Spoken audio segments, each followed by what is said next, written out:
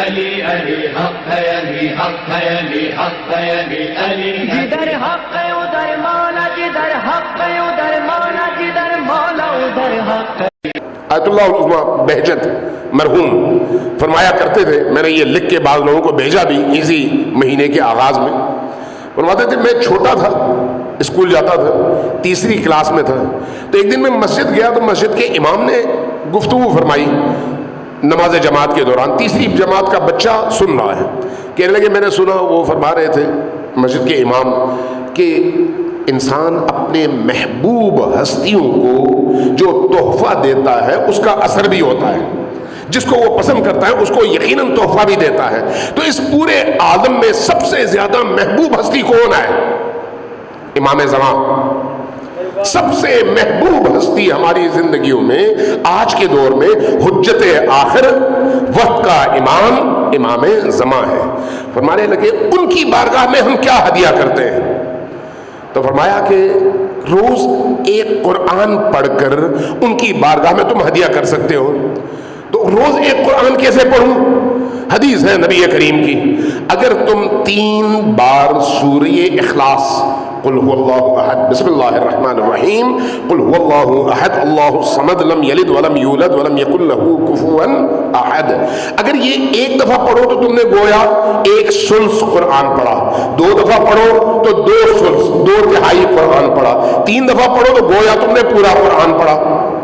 فرمایا کہ اگر ایک آدمی ہر نماز کے بعد 3 دفعہ یہ قل هو اللہ پڑھے بسم اللہ سمیت، چونکہ بسم اللہ اس کا حصہ ہے، اگر یہ پڑھے اور ہدیے کے طور پر اپنے وقت کے امام کی بارگاہ میں پیش کرے تو ان کو جو ہدیہ ملتا ہے تو شریف ترین انسانوں کا، اولیاء کی بات نہیں کر رہا، شریف ترین انسانوں کا شیوہ یہ ہے کہ جب ان کو کوئی ہدیہ دیتا ہے تو وہ اس سے بہتر ہدیہ اس کو دیتے ہیں، بہتر ہدیہ۔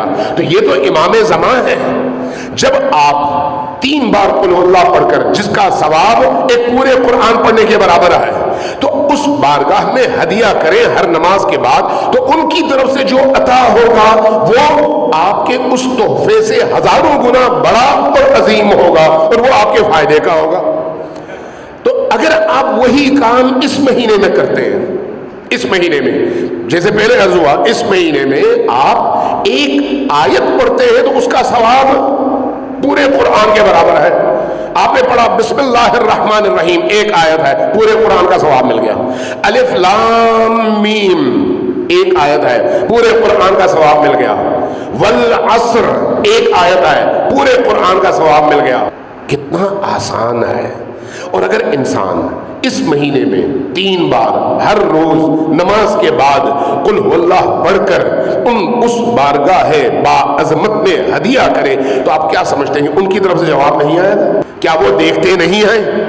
کیا وہ سنتے نہیں ہیں؟ کیا وہ ہمارے دلوں کے حال سے واقف نہیں ہیں؟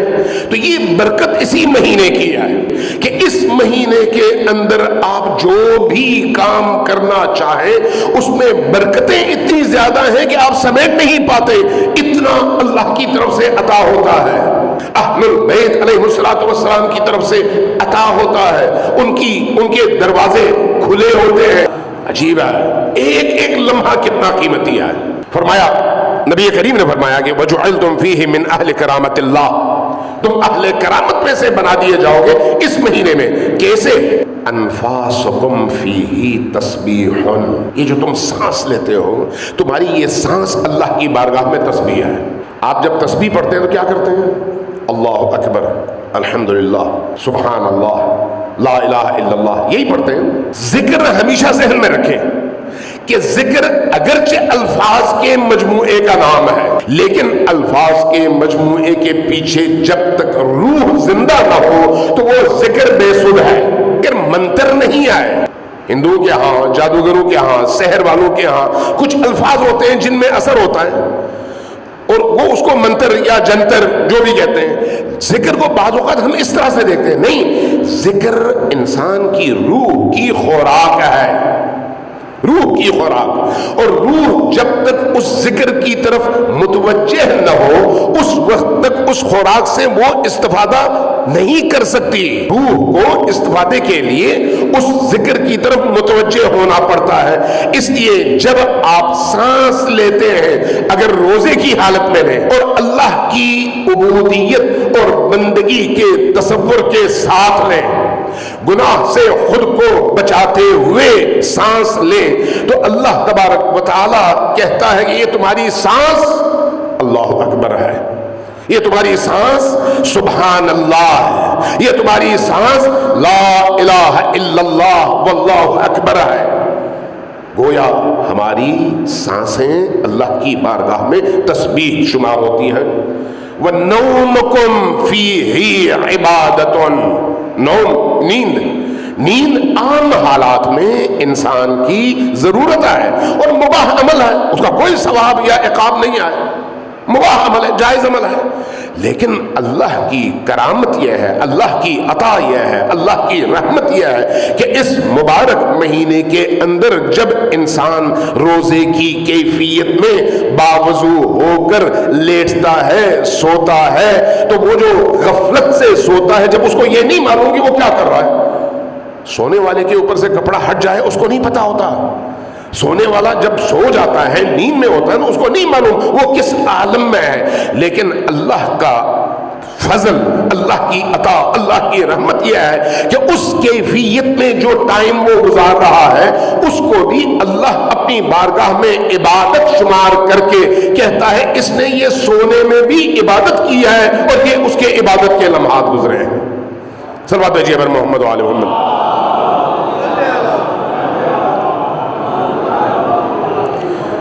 وَعَمَلُكُمْ فِيهِ مَقْبُولٌ، اس میں جو بھی تم عمل کرتے ہو، عمل جھوٹ نہیں، تہمت نہیں، گانے نہیں، حرام نہیں، نامحرم نہیں، موبائل پہ فضولیات نہیں، جو بھی تم نیک عمل کرتے ہو عام حالات میں اس کی قبولیت کی کوئی گارنٹی نہیں ہے، لیکن اس مبارک مہینے میں جو تم کرو گے وہ اللہ کی بارگاہ قبول ہو جائے گا۔ وَعَمَلُكُمْ فِيهِ مَقْبُولٌ، اس مبارک مہینے میں جو بھی تم عمل کرو گے وہ قبول کیا جائے گا۔ وَدُعَاؤُكُمْ فِيهِ مُسْتَجَابٌ، عام مہینوں میں ہاتھ اٹھا کر گڑ گڑاؤ، روتے رہو، نہیں پتا قبول ہوگی دعا یا نہیں ہوگی، لیکن اس مہینے میں نبی کریم فرماتے ہیں کہ اللہ کا بندہ جب اللہ کی بارگاہ میں ہاتھ اٹھا کر دعا کرتا ہے تو اللہ اس کی دعا کو قبول کرتا ہے۔ وَدُعَاؤُكُمْ فِيهِ مُسْتَجَابٌ، کوئی دعا رد نہیں ہوتی، کوئی دعا رد نہیں ہوتی۔ فَاسْأَلُوا اللَّهَ، جب ایسا ہے تو پھر آؤ اللہ کو پکارو، فَاسْأَلُوا اللَّهَ، اللہ کو پکارو، ربکم، اپنے رب کو، بنیات صادقہ، سچی نیتوں کے ساتھ اللہ کو پکارو، سچی نیتوں کے ساتھ۔ خدایا میں گناہ گار ہوں، خدایا میں خطا کار ہوں، خدایا میں نے اس سے پہلے بڑے گناہ کیے، تیری نافرمانی کی، نماز میں سستی کی، روزے میں سستی کی، زکوٰۃ میں سستی کی، خمس میں سستی کی، اور پھر اپنے عزیز و اقارب کے ساتھ جو میرا رشتہ بنتا تھا اس میں اپنے فرائض ادا نہیں کیے، میں نے والدین کی نافرمانی کی، دوستوں کا دل دکھایا، مومنین کا دل دکھایا، ہر طرح کے گناہ کیے۔ خدایا اب مجھے اس مقدس مہینے میں یہ توفیق اور وسعت دے کہ میں اس مقدس مہینے میں توبہ کر کے تیری بارگاہ میں آ سکوں تیری بارگاہ میں، چونکہ یہی کامیابی کا دروازہ ہے۔ اور اس مہینے میں اگر کوئی شخص یہ دعا نہ مانگ سکے تو اس سے زیادہ، اسی خطبے میں ہے کہ اس سے زیادہ بدبخت انسان اور کوئی نہیں ہے جو اس مبارک مہینے میں رحمتوں کے اس کھلے ہوئے دروازے سے استفادہ نہ کر سکے، اس سے زیادہ بدقسمت انسان کوئی نہیں ہے۔ صلوات بھیجیں پر محمد و آل محمد۔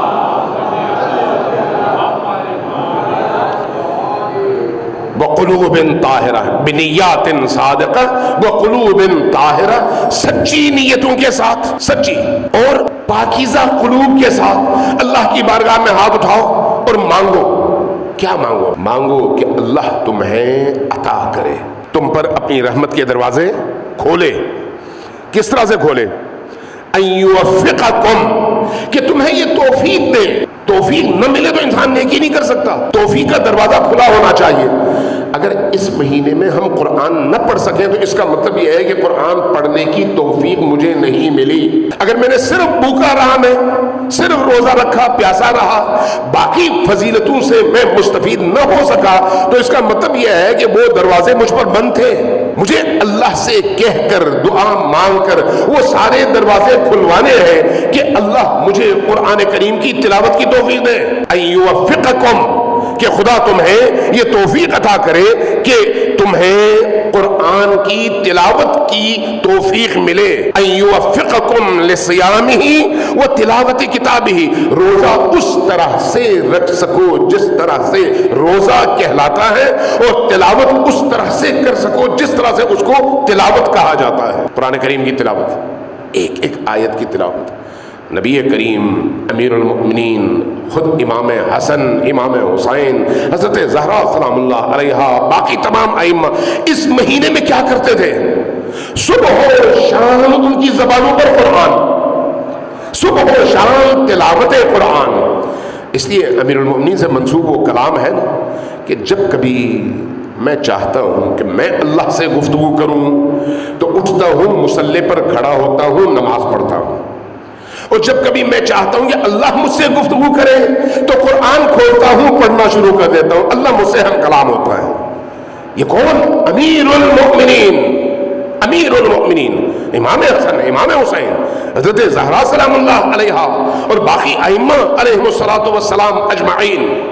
तो इसलिए ये महीना अल्लाह से हम कलामी का महीना है, अल्लाह से गुफ्तगू का महीना है, अल्लाह के सामने अपने दिल को खोल कर रखने का महीना है।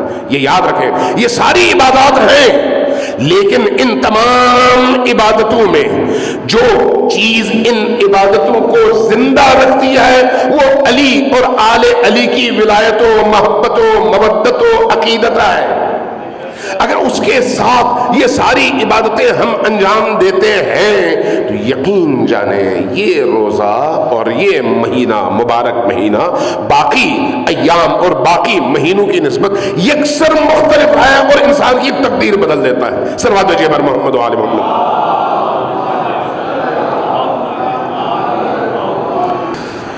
आप तसव्वुर कर सकते हैं कि अगर आपके पास सिर्फ 1 लाख रुपया हो, सिर्फ 1 लाख रुपया, आपसे कहा जाए कि एक ऐसा बिजनेस है जिसमें हर महीने आपको 25,000 रुपया मुनाफे के तौर पर मिलेगा हर महीने, तो आप कहेंगे मुझे कोई और काम करने की ज़रूरत ही नहीं है, मैं यहाँ पर फ़ौरन इन्वेस्ट कर देता हूँ। क्यों? आपको पर मंथ 25,000 रुपया मुनाफा मिल रहा है। वो महीना है जिसका आप हिसाब और किताब करना चाहें तो अकल से मावरा है। मुमकिन नहीं है कि आप कैलकुलेशंस के ज़रिए से जमा तफरीक करके हिसाब लगा सकें कि इस महीने में क्या मिलता है। आप उसको बाकी महीनों के साथ मुआजना कर ही नहीं सकते। इसका एक पल आप पूरा कुरान पढ़ना चाहें तो आपको कितना टाइम लगेगा? आप जरा गौर कीजिए, अब पूरा साल गुजर जाता है, बिलउमूम लोग पूरे साल में एक दफा कुरान खत्म नहीं कर पाते, ऐसा ही है। लेकिन इस एक मुकद्दस महीने में आप एक आयत पढ़ें तो बाकी साल पूरा कुरान पढ़ने के बराबर आपको सवाब मिलता है। तो इससे अंदाजा होता है कि बरकतें कितनी ज्यादा है, इन्वेस्टमेंट कितनी कम और उसका मुनाफा कितना ज्यादा है।